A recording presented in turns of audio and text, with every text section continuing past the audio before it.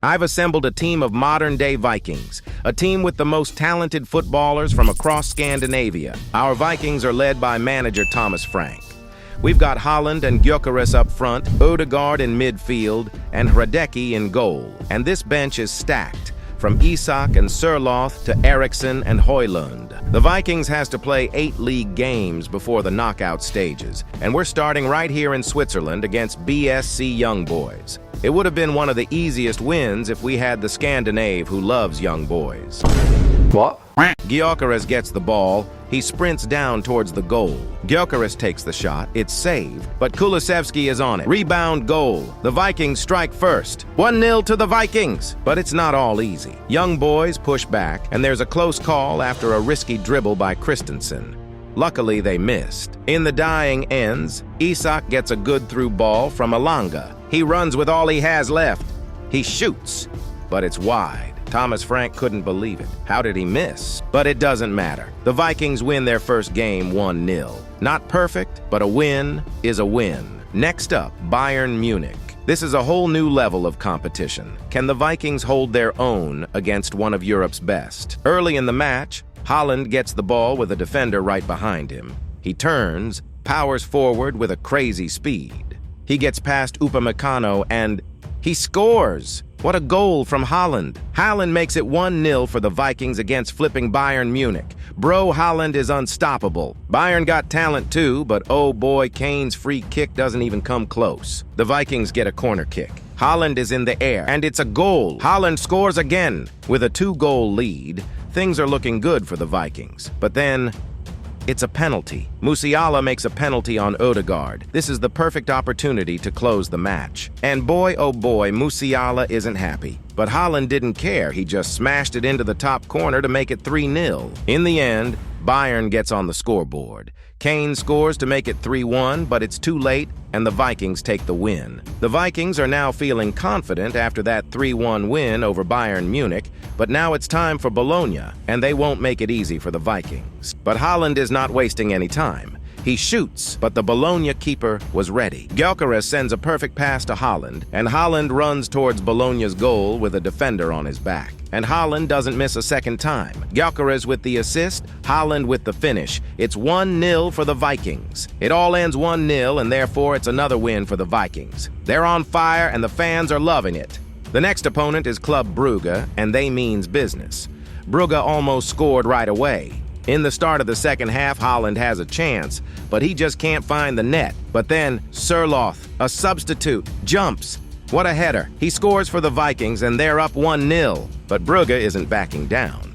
They score, and it's 1-1. Despite a final chance to Eriksson, the game ends in a draw. The Vikings get a point, and still, they remain unbeaten. After 4 matches, the Vikings have won 3 out of 4, which place them 4th. They're in a good position, but the journey is far from over. But now it's Juventus. One of, if not the biggest club in Italy, is ready for this intense matchup. Juventus starts of the strongest, with Yildiz scoring a long-range stunner to give the Vikings a reality check. But Gyökeres turns and scores to make it 1-1. The Vikings are back in it, but the match ends in another draw. A tough game, but the Vikings get a point. As the snow falls in Germany, the Vikings are ready to play against RB Leipzig in a cold weather that make the Vikings feel right at home. A beautifully curled cross from Elanga found Gyökeres in the box. What a header from Gyökeres! The Vikings are ahead 1-0. Just before halftime, Haaland scored after another assist from Elanga, making it 2-0. Openda hits the crossbar with a powerful shot, but quickly after Haaland scored again, bringing the score to 3-0. Throughout the game, the Leipzig players had some kind of beef with Odegaard and Eriksson because they tried to slice them in half multiple times. Eventually, Morten Mugsvin, or in English, Morten Dickhead, got revenge for his teammates and two-footed Xavi Simons. Leipzig eventually got one back with a goal from Sesko in the 73rd minute, but the Vikings still win 3-1. The Vikings' next challenge was against AC Monaco away from home in one of the most boring matches in Champions League history. Halfway through the first half, Gyökeres scored, connecting with a perfect pass from Oscar Bob to make it 1-0. And yes, lads, that was pretty much everything that happened. But it doesn't matter, because 3 points is 3 points. And before the last league game, the Vikings were fourth with only 2 points up to Barca at first. The last league game was against Celtic, who are known for their passionate home crowds, so I'm just glad we're playing at home. But boy, oh boy, the Scottish people just brought that intense atmosphere to Norway, so this one won't be easy. Celtic pushed hard, but Ba made a great sliding tackle to stop their second chance. The Vikings' defense held strong. As the game went on, Celtic had several opportunities. In the final moments, Gyökeres got a big chance, but he missed. This was a key chance to take all 3 points in a very one-sided game. The game ends 0-0, and the Vikings earn a point, finishing the group stage with 5 wins and 3 draws, placing them 5th as they prepare for the round of 16. In the round of 16, the Vikings were hoping to be blessed with their draw, and they did. The Vikings were going to face PSV in the round of 16, a matchup they were confident about. The first leg was in Holland, so it was crucial to get a good result here. It was the Vikings who started the best, and after a smart cutback from Holland, Gyökeres found the back of the net to make it 1-0. But PSV wasn't shooked at all, as they only 2 minutes later responded with a stunning strike from Pepe, leveling the game at 1-1. Just before the break, a penalty was awarded after a foul on Kulusevski saw Holland convert with a cheeky Panenka. Near the end of the game, Gyökeres assisted Aursnes, who scored a smart and also his first goal in the Champions League. The Vikings finished the first leg with a strong 3-1 lead. The second leg of the round of 16 took place in Copenhagen, but this time, PSV started the strongest, but missed 2 early chances.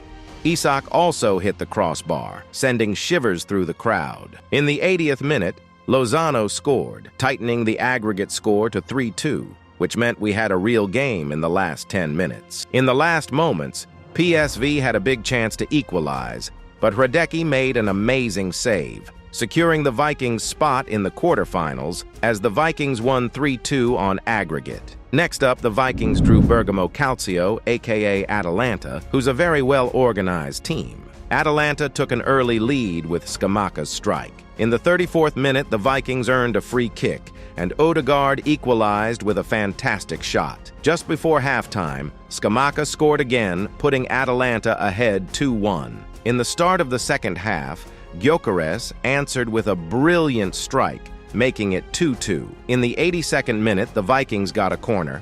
It's good.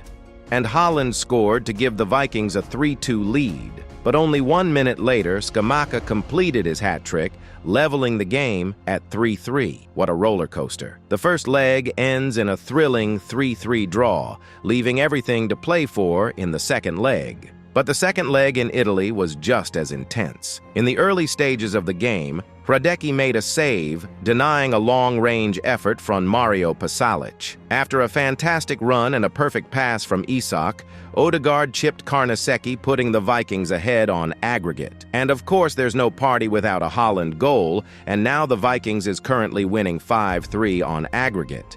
But in the dying moments, Scamacca scored his 4th goal in these 2 legs. But Atalanta couldn't find the equalizer, and the Vikings advanced with a 5-4 aggregate win. As it was time for the draw for the semi-finals, everyone was a bit nervous. But then, the Vikings drew Manchester City. Was this going to be the end for the Vikings? With the stakes high, the Vikings traveled to the Etihad for the first leg, knowing this would be their toughest challenge yet. Just 15 minutes into the game, after a quick counterattack, Isak found Holland with a pinpoint pass, and Holland stunned his former club with a calmly finished past Ederson to put the Vikings ahead. For the rest of the match, the Vikings worked tirelessly to close down City's attacks, frustrating their attempts to equalize. City had over 60% possession, but couldn't break through the Vikings' disciplined defense. After 90 minutes, the final whistle blew with the Vikings holding a valuable 1-0 lead. The second leg in Oslo had a crazy atmosphere, with fans filling the stadium, believing that their Vikings could complete this challenge. Right at the start, the Vikings got a corner. And once again, Holland headed the Vikings in front. The stadium erupted as the Vikings extended their lead to 2-0 on aggregate. But City wasn't going down without a fight. They pushed forward with urgency, creating chance after chance. Hradecki made incredible saves left, right, and center. In the 25th minute, disaster struck for the Vikings. Lindelöf, trying to stop a dangerous counterattack, mistimed a tackle on Depay, receiving a straight red card. The Vikings were now down to 10 men with over an hour still to play. The first half ended 1-0 to the Vikings, with City having 65% of the possession and 2.2 expected goals to the Vikings' 0.2 expected goals. Eventually, City found a way through. With a knee pass from Gvardiol, Foden half-volleyed it to make it 2-1 on aggregate, giving City hope. But they still needed one more to send it to extra time. With only minutes left in regulation time, Depay received a well-timed pass, took a quick touch, and slotted it past Hradecki, leveling the aggregate score at 2-2, which ultimately meant they would be going to extra time. The extra time was a very tactical affair, and therefore it was time for penalty kicks. The first man at the spot was Erling Haaland, and he missed. Can Ederson do a better job? Nope. But can Isak score the first goal? Yes, he can. But Foden scored as well. Can Gyökeres convert his shot? Cold as it gets. But unfortunately, Konate sends Hradecki the wrong way and levels it at 2-2. It was now time for Odegaard to put the pressure back on City. And he does. Savinho scores the next with confidence, and so does Eriksen. It was now time for Bernardo Silva's shot. He needed to score to keep City alive. Can the little boy from Lisbon, Portugal, keep City alive? No, he can't. Hradecki saves it. The Vikings are through to the final. And after a historic journey, the Vikings stand only one game away from Champions League glory. But Atletico Madrid, with their iron defense, is no easy opponent. With a starting 11 of Lucas Hradecki, Alexander Ba, Joachim Andersen, Andreas Christensen, Joachim Mähle, Morten Hjulmand, Martin Ødegaard, Dejan Kulusevski, Alexander Isak, Erling Haaland, and Viktor Gyökeres. This team has a genuine chance to win this. 25 minutes into the game, Atletico struck first. Griezmann found a gap in the Vikings' defense, coolly slotting the ball past Hradecki. As he celebrated, he playfully taunted the Vikings, dancing in front of the fans and firing up the crowd. Minutes later, Haaland had the chance to level the score with a powerful solo run. He fired a strong shot, but Oblak reacted instantly. Haaland stared in disbelief, hands on his head, wondering how it didn't go in. Straight from a goal kick, Hradecki called his team upfield and launched the ball high. Haaland rose above the defenders, winning the header and sending it over to Gyökeres. Gyökeres returned it with a perfect pass. Though the shot was blocked, Haaland pounced on the rebound and fired it in, leveling the score. Isak intercepted the ball near midfield and immediately spotted Haaland on the run. Haaland didn't hesitate, striking past Oblak to give the Vikings the lead at 2-1. Around 10 minutes later, Alvarez found himself in the right place at the right time, and he leveled the game at 2-2. As the tension grew as both teams looked for a late winner, in the 88th minute, Odegaard earned a free kick from a staggering 32 meters out. The shot was perfect, but Oblak pulled off a jaw-dropping save that kept the score level. With neither side able to find the winner, the game went into extra time. After a long stretch of Viking possession, patiently waiting for the right opportunity, Ba saw a gap and sprinted forward from the back. It all seemed to unfold in slow motion as Ba got the ball. The stadium held their breath, and there it was. Ba slotted it into the bottom corner, putting the Vikings ahead 3-2. What a moment for the Vikings, and what a moment from the young Danish right back as he has scored in the final minutes of the Champions League. And the game ends 3-2. The Vikings has done it. A team full of Scandinavian Vikings has won the Champions League. What a journey. If you have any team suggestions that I should do next, then drop a comment. And of course, don't forget to like and subscribe. And if you want to see me try to break R9's Ballon d'Or record with Lamine Yamal, then click this video. By the way, you're not going to regret it.